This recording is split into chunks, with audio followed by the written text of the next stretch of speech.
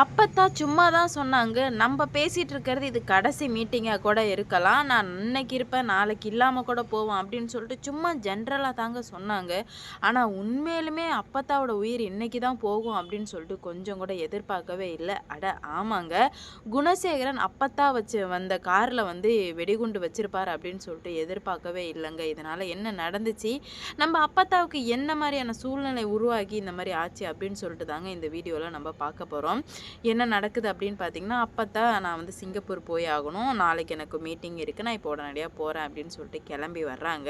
வந்ததுமே வந்து எல்லார் கண்லயுமே வந்து கண்ணீர். என்னதான் இருந்தாலும் கடவுள் மாரி வந்து காப்பாத்திட்டு போனாங்க இல்லையா? ஆனா வந்து இப்ப அவங்க சக்சஸ் ஆக போற நேரத்துல அவங்க எல்லாம் அதாவது சின்ன வருத்தமா தான் இருக்கு. சரி யாரும் கண் கலங்கக்கூடாது. நம்ப என்னைக்குமே வந்து சூழ்நிலைக்கு கைதியா மாறவே கூடாது. நம்ப உணர்ச்சிகள கட்டுப்படுத்தினா மட்டும் தான், நம்ப வந்து எல்லாருக்கும் எடுத்துக்காட்டா விளங்க முடியும் அப்படின்னு சொல்லிட்டு அப்பத்தா பேசின ஒரு வார்த்தைகளுமே உண்மையிலுமே வந்து முத்து போன்ற இருந்ததுங்க. உண்மையிலுமே அப்பத்தா பேசின விஷயம் எல்லாருக்கும் யாருக்கெல்லாம் புடிச்சிருந்துச்சோ, அவங்கலாம் மறக்காம லைக் போட்டுங்கோங்க. அதோட நம்ம அப்பத்தா பேசின விஷயத்துக்கு யாரெல்லாம் 100க்கு எத்தன மார்க் குடுப்பீங்க அப்படின்னு சொல்லிட்டு போங்க. ஏன்னா அந்த அளவுக்கு வந்துட்டு மோட்டிவேஷனலா பேசினாங்க. அவங்க பேசினத நம்ப எடுத்துக்கிட்டா கூட நம்பளுமே வந்து லைஃப்ல வந்து முன்னேறலாம். சரி அது ஒரு பக்கம் இருக்கு. இப்ப என்ன நடக்குது அப்படின்னு பார்த்தீங்கன்னா அப்பதான் வெளிய வர்றாங்க. எல்லாருக்குமே நான் போயிட்டு வரேன் அப்படின்னு சொல்லிட்டு வர்றாங்க. எல்லாருமே உள்ள போயிர்றாங்க. ஜனனியும் நம்ப தர்ஷினி மட்டும் வெளிய நிக்கிறாங்க. அப்பத்தா போற வரைக்கும் வெளிய நிக்கிறாங்க. அப்பத்தா வண்டியில ஏறிட்டாங்க. ஏறுன ஒரு 5 நிமிஷத்துல வண்டிய ரிவர்ஸ் எடுத்து பின்னாடி திருப்பி போவாங்க இல்லையா? அப்ப போகும்போது சடார்ன்னு வந்து வேகமா வெடிச்சிருச்சு. பார்த்தீங்கன்னா, கார்ல வெடிகுண்டு வச்சிருப்பாங்க போலங்க. வெடிச்சு செதறிடுச்சு. என்னடா சத்தம் அப்படின்னு நம்ம ஜனனி கிட்ட போகறதுக்குள்ள அப்படியே கார் வந்து ஃபுல்லா வந்து பத்திக்கிச்சுங்க. கொஞ்சம் கூட வந்து வெளியவே வர முடியல. அப்படியே வந்து அப்பத்தாவும் கத்துறாங்க ஜனனி அப்படின்னு சொல்லிட்டு.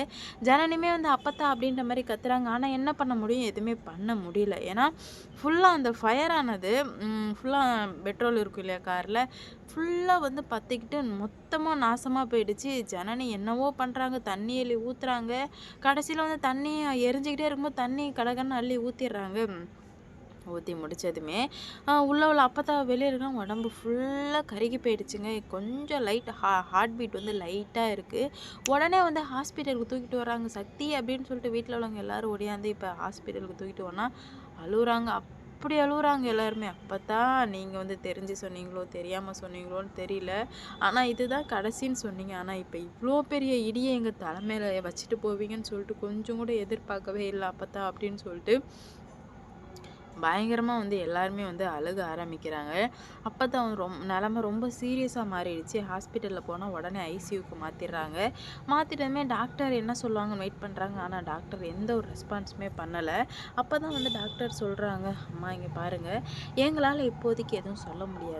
ரொம்பவே வந்து உடல்நல கண்டிஷன் ரொம்பவே சீரியஸா இருக்கு. அதனால எங்களால இப்ப எதுவுமே சொல்ல முடியாதும்மா" அப்படின்னு சொல்லிட்டு எல்லார்கிட்டயும் சைன் வாங்குறாங்க. இந்த மாரி உயிருக்கு ஏதாவது ஆபத்தாகும் அப்படின்னா சைன் வாங்குவாங்க இல்லையா பேப்பர்ல, அந்த சைன் வாங்குறாங்க.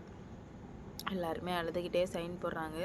அப்பதாங்க அறிவுக்கரசி வர்றா. வந்ததுமே சிரிப்பா, பயங்கர சிரிப்பு சிரிக்கவுமே எல்லாருக்குமே டவுட் ஆயிடுச்சு. இவ தான் ஏதோ பண்ணிட்டா போல அப்படின்னு சொல்லிட்டு, உடனே வந்து அறிவுக்கரசி சொல்றா, "என்ன எல்லாரும் என்ன பார்க்குறீங்க? நான் ஏதோ பண்ணிட்டேன்னு பார்க்குறீங்களா? நான் இப்பயும் சொல்றேன்.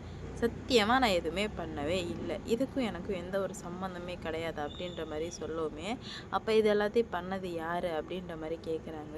"வேற யாரு? குணசேகரன் மாமாவ தவிர வேற யாராலயும் பண்ண முடியாது." அப்படின்ற மாரி சொல்லவுமே, "நீங்கலாம் நல்லாவே இருக்க மாட்டீங்க. எத்தன உயிர்கள இப்படியே வந்துட்டு காவு வாங்கிட்டே போவீங்க. கண்டிப்பா நீ நல்லாவே இருக்க மாட்ட."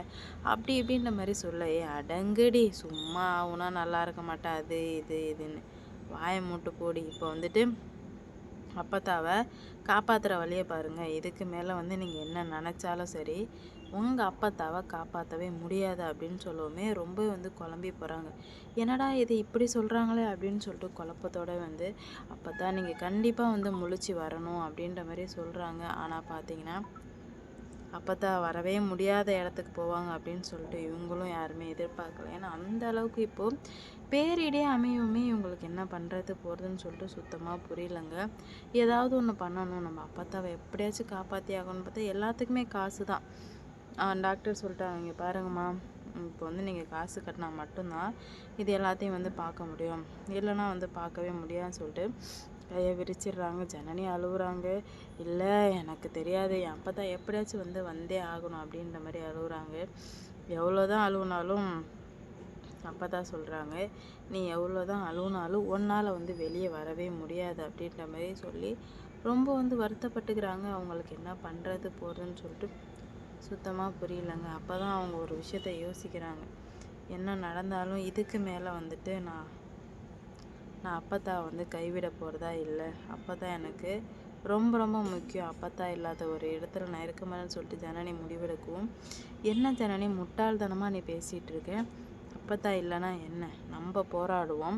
அப்பத்தாவை யார் இந்த மாதிரி பண்ணாங்களோ அவங்கள நம்ம நாசம் பண்ணணும் ஜனனி, அதுதான் நம்மளோட இலக்காக இருக்கணுமே தவிர மித்தபடி இதெல்லாம் இருக்கக்கூடாது அப்படின்ற மாதிரி சொல்கிறாங்க. நீங்கள் சொல்கிறது எல்லாமே கரெக்டு தான். ஆனால் எனக்கு இப்போ என்ன முடிவு எடுக்குதுன்னே தெரியாமல் நான் முழிச்சிட்ருக்கேன் அப்படின்னு சொல்லுவோமே, இதில் என்ன தெரியாமல் இருக்கிறதுக்கு, நீ ரொம்ப ஸ்ட்ராங்காக முடிவெடுத்தால் மட்டும்தான் அடுத்தடுத்து என்ன பண்ணலாம் அப்படின்னு சொல்லிட்டு உன்னால் யோசிக்க முடியும். அதனால் ஸ்ட்ராங்காக முடிவெடுன்னு சொல்கிறாங்க. ஆனால் நம்ம ஜனனி சொல்கிறாங்க, இல்லை என்னால் முடிவெடுக்க முடியல, அந்தளவுக்கு தான் நான் இருக்கேன், அதனால் என்னை விட்டுருங்க அப்படின்ற மாதிரி சொல்லவுமே, இல்லை ஜனனி நீயே இந்த மாதிரி உடஞ்சி போயிட்டேன்னா நாங்கள் என்ன மூளைக்கு ஆகும் அப்படின்னு மட்டும் கொஞ்சம் யோசிச்சு பாரு. நீ கண்டிப்பாக போல்டாக இருக்கணும் ஜனனின்னு சொல்கிறாங்க. ஆனால் இல்லை முடியாது அப்படின்னு சொல்லிட்டு தான் இப்போ இவ்வளோ போராட்டங்கள் நடந்துகிட்ருக்கு. ஆனால் பார்த்தீங்கன்னா ஏதாவது ஒன்று பண்ணி இதுலேருந்து வெளியே வரணும், நம்ம சரி பண்ணலாம் அப்படின்ற மாதிரி நினைக்கிறாங்க. ஆனால் அவங்களால சரியே முடியாத நிலைமைக்கு போயிட்டாங்க. ஏன்னா இவ்வளோ பிரச்சனைகள் எல்லாத்தையுமே பார்த்து நம்ம ஜனனி, ஆனால் அப்பத்தாவோட இழப்பு ரொம்பவே மோசமாக மாறிடுச்சுங்க. ஏன்னா அப்பத்தா எப்படி இருந்தாங்கன்னா, ஏதாவது ஒன்று பண்ணிடணும் அப்படின்ற மாதிரி தான் இருந்தாங்க.